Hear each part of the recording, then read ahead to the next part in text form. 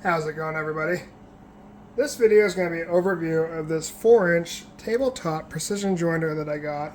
I picked this up a couple days ago, and this is a actual Rockwell Compactool, and I have never seen one of these before, and this popped up on my local Facebook marketplace. And the thing that really piqued my interest in it is, let's see if I can get the camera to focus in here. You see on a nameplate right there, that is the old school Rockwell logo right there. So it's a lowercase r with a circle around it where it says Rockwell and the two leaves at the bottom.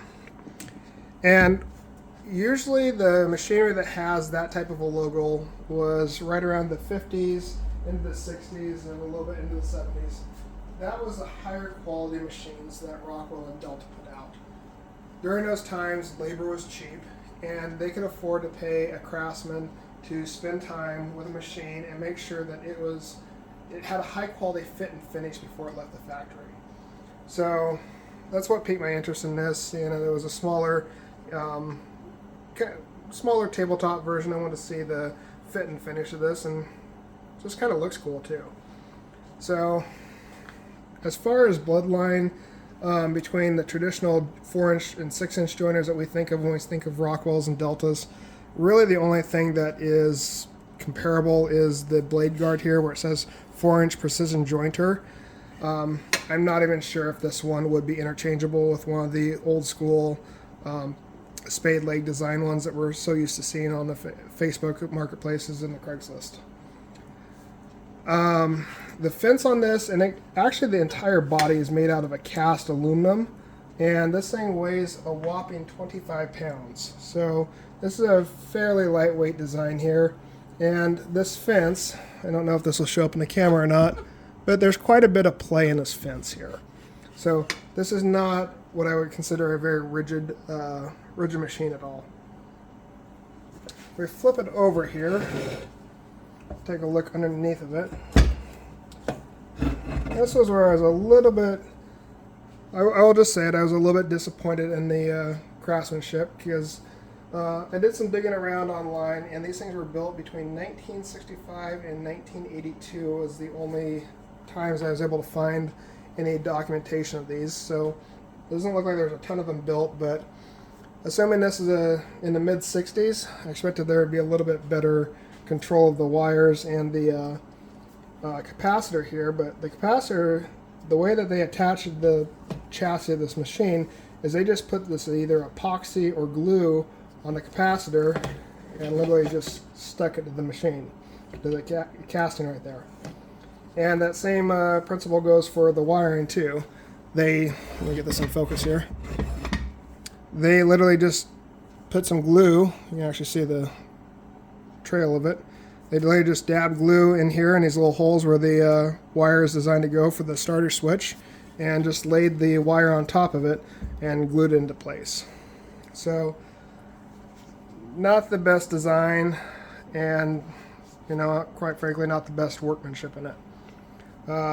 I've just took a little motor here. That's a swing down design, so this is designed to with gravity will just pull tight on this belt here, and then you have your two bearing packs that support the blade. This is a 3-blade design, so very similar to like the traditional 4-inch joiners and 6-inch joiners that we're all used to seeing from Delta. One thing that I was not able to find, but I have my suspicions, is in 1960, Rockwell bought Porter Cable. And in the 50s and 60s, Porter Cable, their main product line was handheld tools, so drills, routers, which we know today as they're pretty big into their routers. They do make a very fine quality router. Handheld joiners, handheld tools was what Porter Cable was really designing and making back in the day. And I wasn't able to find anything pre-1960 that would have indicated that this was a Porter Cable design that Delta just slapped their label on, but this looks to be a little bit of the same bloodline as some of the Porter Cable tools that I was seeing on some of the older catalogs. That's just my suspicion. I haven't been able to find any documentation to support that. So if you know anything about that, or if you have any documentation that shows Porter cable making these smaller 4-inch bench joiners, please leave a link to that in the comments, because I'm really curious about if this was truly a Rockwell design or a Porter cable design. Moving on this thing, flip it back. Oh, here's one other thing that I forgot to mention. So this thing, when you set this down on the tabletop, it rocks. So it has a wobble to it. And the reason being is you have these 3 pronounced feet right here. As you can tell, they're not, this third one right here, if it was centered in the middle here, it would be a lot more stable. But for some reason, they only gave you 3 mountings, and essentially just you have 2 on one side and 1 on the other. So there's quite a bit of play with this thing when it sits on the bench top. So just a quality oversight there. Let's see if we can zoom in here to the name tag. So if you're doing a restoration on one of these and you want to get a better idea of what we're looking at here. So there you can see it is Rockwell Compactool. And this is, this is definitely geared toward the hobbyist. It's only a 4.85 amp machine. Your catalog number is a 37-000. And this exact serial number looks like a 1606. So this is still, Rockwell Manufacturing, Pittsburgh. I'm assuming that's what the plant that this came out of. But there's just not a ton of information on these things online, so there's a little bit of guesswork that goes into it. We'll zoom you out here and we'll take a look at the rest of it. As far as adjustments go, there's nothing really on the back side. And really the only thing to adjust here, so this adjusts your end feed. So this screw right here just makes this table travel up or down to either take a bigger or lighter cut of the material that you're trying to run through it. And then you do have the ability to tilt the fence. So the little knob adjusts how far in or out it slides. And the bigger knob here adjusts the tilt. So if you want to cut it at an angle, you can do that as well.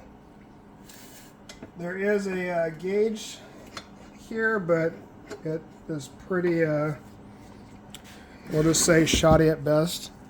It's cast aluminum here, and it's does not appear to be anything I would be using for accurate material cutting. This is a machine that was definitely geared probably toward the home hobbyist.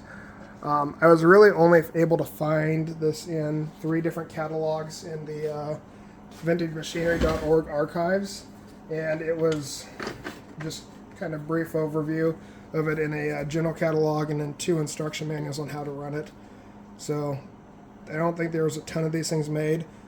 As far as a Compactool line of tools, they did make a drill press I found and a 8-inch table saw.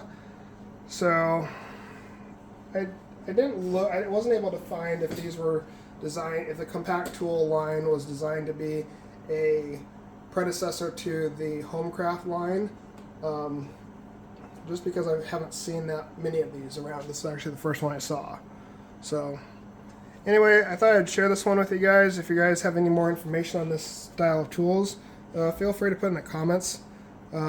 This is just a neat little joiner that I saw online, and it's like, I want to pick that up and do a little research on it just because I've never seen it, and knowing that this is probably a 60 vintage, I thought it'd be kind of cool to look and see what the fit and finish of these things was like. Definitely designed for the home hobbyist at best, but still nonetheless kind of a cool little machine. I wouldn't put anything big through there, but if I had some small material I needed to face up, this would probably do just fine at it. This one does run, but I'm not going to turn it on because, as you know, a pet peeve of mine, if you watch my channel at all, is wiring. And there is some cracking that's already started in this wire here. And going in this capacitor, these are just 2 wires right there that have been just wrapped in electrical tape. And you can see right there the sheathing has already fallen off this wiring. So the person did run this for me when they bought it, but I've just seen too many machines due to faulty wiring catch fire, and I will want to replace this wiring before I turn this thing on and run it. So anyway, hopefully you guys got something out of this video, and yeah, if you have any more information on these type of machines, please feel free to drop in the comments below, because I'm really curious about them. So anyway, with that, have a great day, and thank you for watching.